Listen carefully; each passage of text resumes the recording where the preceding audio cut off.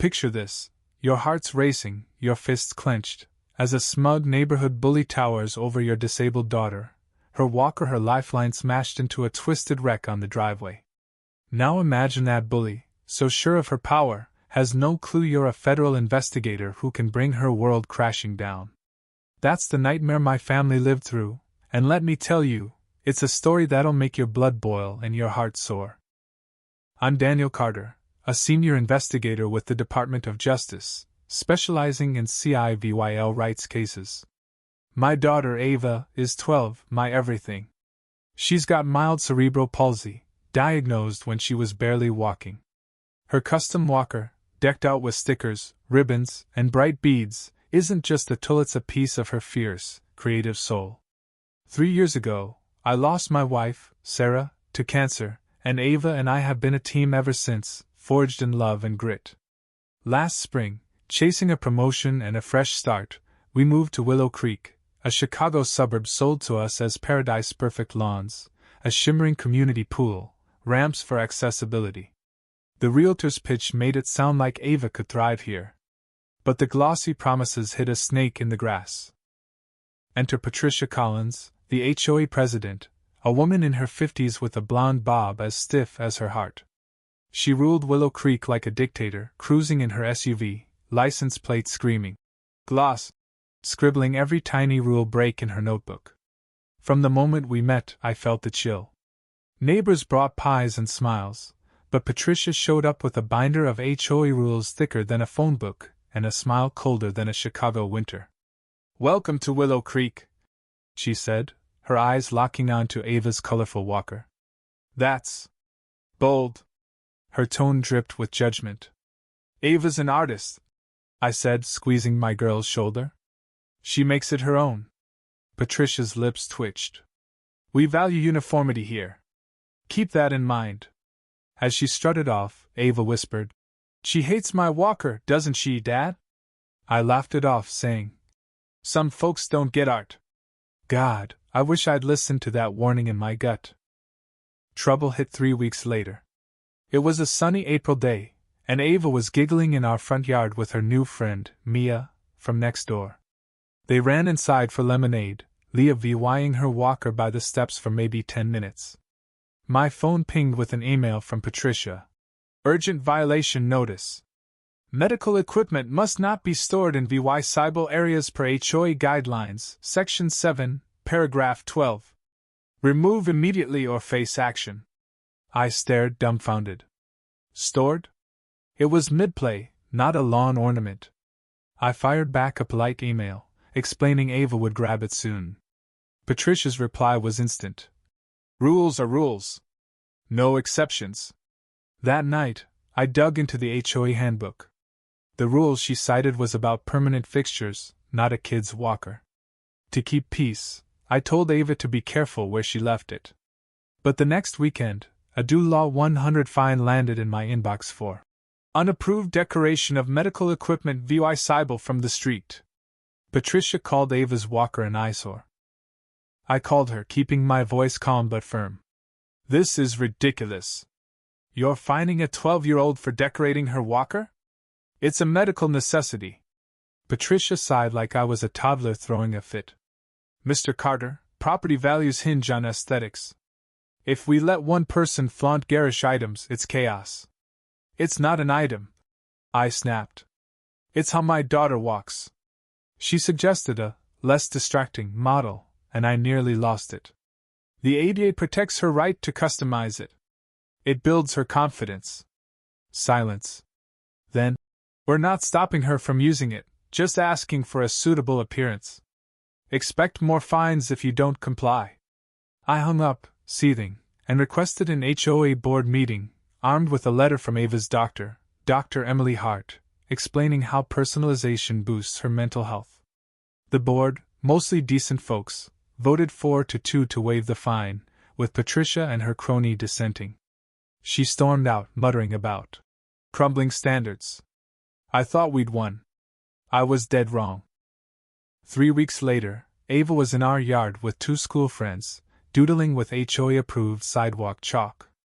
She propped her walker against the mailbox to run inside for a quick bathroom break, promising she'd be right back. I was on a DOJ call in my home office when screams tore through the house. I dropped the phone and sprinted outside. The sight stopped my heart. Ava's friends were shrieking, one sobbing. Patricia stood over Ava's walker, now a mangled heap on the driveway. And Ava, my brave, bright girl, was sprawled on the ground, crying as she struggled to stand without her aid. "What the hell happened?" I roared, rushing to lift her. "She pushed me," Ava sobbed. "I reached for my walker, and she shoved me and threw it down." Patricia stood, arms crossed, her face a mix of defiance and unease. "I was removing an unauthorized item from a common area," she said icily. "The child got in my way. You pushed a disabled kid and destroyed her medical equipment." I was shaking with rage. Patricia doubled down. "She fell when I moved it. If it broke, blame cheap craftsmanship." Our neighbor, Luis Gomez, a trauma nurse, ran over, phone in hand. "I saw it all from my window and started recording when she harassed the girls." "Cops are coming." Patricia paled. "That's illegal. You need my consent."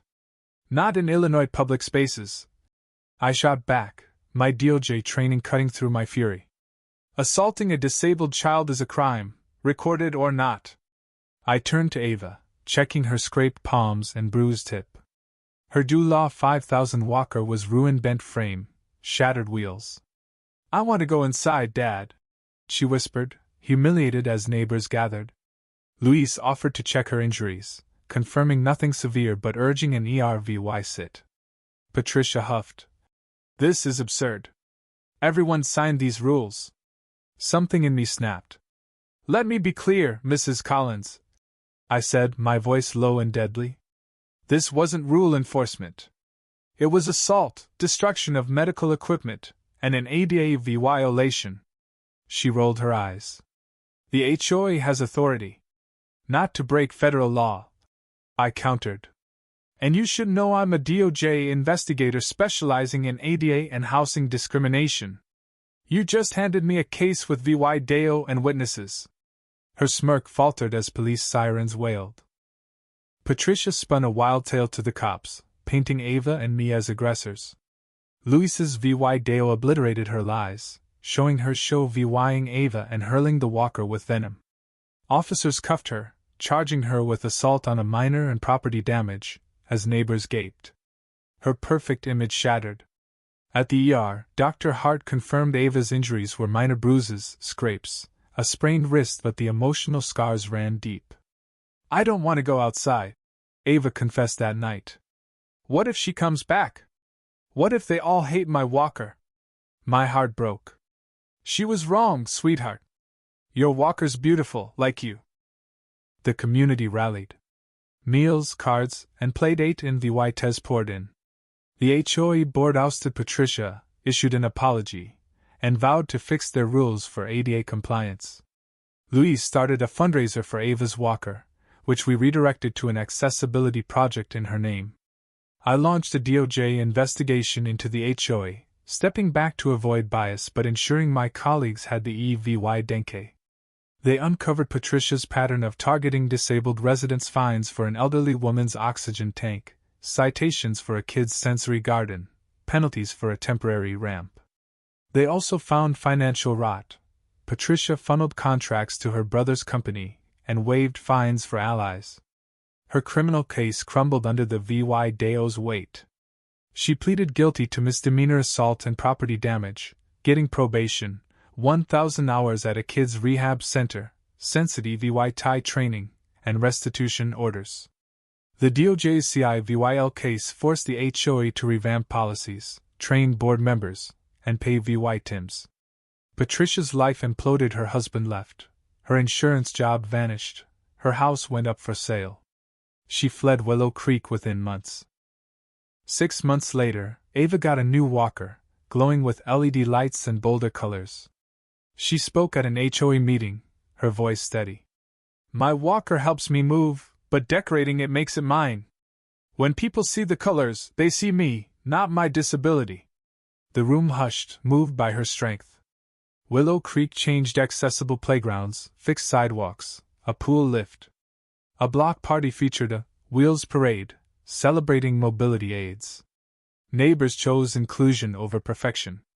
9 months on, a new family moved into Patricia's old house, their son on crutches. Ava, beaming, insisted we welcome them. "This place is great for kids like us," she said, her walker now sporting a tiny DOJ flag. A year later, a letter came from Patricia. "No words can undo my harm. Working with kids at the rehab center showed me my cruelty. Ava deserved better." Ava kept it, not to forgive, but as proof people can change. Today, Ava's walker shines as her spirit does. She's an advocate, speaking at conferences, her story sparking HOA reforms nationwide. Willow Creek's second Accessibility Day showcased her award-winning painting of a walker with butterflies, a symbol of freedom. That awful day, born of one woman's cruelty, lit a fire. Ava's courage didn't just carry her forward, it changed a community, and beyond.